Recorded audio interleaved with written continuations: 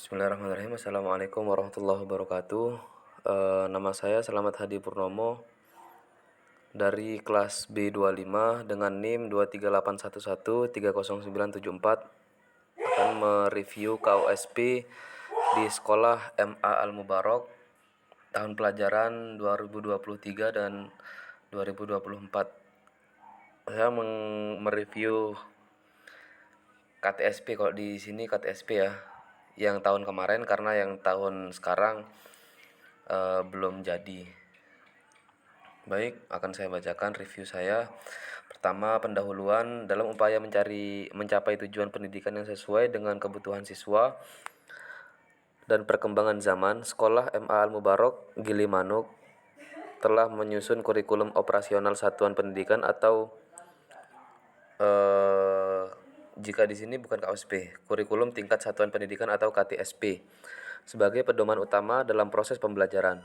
Dokumen KTSP ini disusun untuk menyesuaikan kurikulum nasional dengan karakteristik dan kebutuhan spesifik siswa di sekolah, serta mendukung tercapainya profil pelajar yang diinginkan. Review ini bertujuan untuk menganalisis efektivitas dan kesesuaian KTSP Sekolah MA Al Mubarok Gilimanuk dalam memenuhi standar pendidikan, serta mengidentifikasi kekuatan dan area yang memerlukan pengembangan lebih lanjut.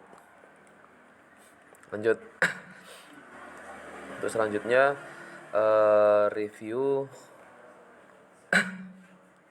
analisis kurikulum Madrasah Aliyah Al Mubarok Gilimanuk berdasarkan aspek-aspek. Yang pertama, aspek relevansi. Kurikulum Madrasah Aliyah Al Mubarok menunjukkan upaya yang menyesuaikan materi pembelajaran dengan kebutuhan peserta didik, terutama dalam aspek keagamaan dan pengembangan keterampilan hidup file skills. Contohnya adalah fokus pada hafalan Al-Quran dan penguasaan bahasa asing seperti Inggris dan Arab. Hal ini menunjukkan adanya relevansi dengan konteks masyarakat sekitar yang mengharapkan pembelajaran berbasis agama. Namun, untuk menghadapi perkembangan ilmu pengetahuan dan teknologi yang semakin cepat, kurikulum dapat ditingkatkan dengan lebih banyak memasukkan konten teknologi dan literasi digital. Selain itu, tambahan materi yang mencakup perkembangan terkini di bidang sains dan teknologi akan meningkatkan relevansi kurikulum dengan kebutuhan masa depan peserta didik. Yang kedua, dari aspek koherensi, KTSP ini tampak memiliki komponen yang saling mendukung, mulai dari visi, misi, tujuan hingga komponen KTSP seperti silabus dan RPP. Dengan adanya komponen seperti kalender pendidikan dan silabus yang rinci, kurikulum ini terstruktur dan memudahkan implementasi. Namun, untuk meningkatkan koherensi, bisa dipastikan bahwa setiap komponen pembelajaran, mulai dari materi keagamaan hingga keterampilan praktis, harus benar-benar mendukung tujuan utama, yaitu membentuk peserta didik yang beriman, berakhlak, dan cerdas secara intelektual, emosional, dan spiritual.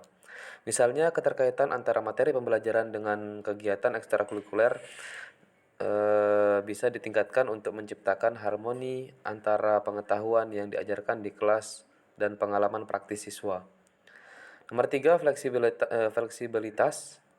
KTSP ini cukup fleksibel dalam memberi ruang bagi penyesuaian sesuai dengan karakteristik peserta didik. Penyusunan kurikulum yang mempertimbangkan masukan dari guru, orang tua, dan komunitas lokal mencerminkan adanya adaptasi terhadap kebutuhan lokal.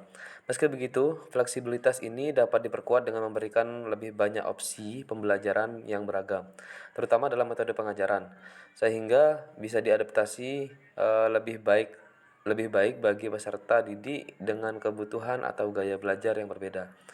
Program seperti pengayaan atau remedial juga bisa dikembangkan lebih lanjut agar setiap siswa dapat mencapai potensi maksimalnya. Nomor 4, yakni efisiensi. Alokasi waktu dan sumber daya dalam kurikulum tampak cukup efisien, terutama dalam menyediakan kegiatan yang mendorong keterampilan keagamaan dan menyediakan kegiatan yang mendorong keterampilan keagamaan dan praktis seperti laboratorium, kewirausahaan, dan ekstrakurikuler. Akan tetapi perlu dicermati apakah waktu yang dialokasikan sudah benar-benar optimal, terutama untuk pembelajaran yang membutuhkan pemahaman mendalam seperti sains atau matematika. Optimalisasi waktu Optimalisasi waktu juga bisa dicapai dengan melibatkan teknologi atau sistem belajar untuk membantu siswa memahami materi secara lebih efisien. Yang kelima, dalam KTSP ini evaluasi tampaknya didasarkan pada berbagai standar yang ada dalam KTSP. Perlu penekanan lebih pada evaluasi formatif dan sumatif yang berkala, sistem evaluasi yang mencakup penilaian untuk semua aspek pembelajaran, termasuk hafalan Al-Quran dan keterampilan praktis sangat diperlukan. Akan tetapi lebih baik jika ada evaluasi yang berstandar serta pelatihan bagi guru atau untuk melakukan evaluasi yang objektif. Pendekatan pendekatan evaluasi yang menggunakan metode portofolio atau asesmen berbasis proyek juga dapat ditambahkan, karena ini akan lebih mendalam dalam mengukur pencapaian kompetensi siswa secara holistik.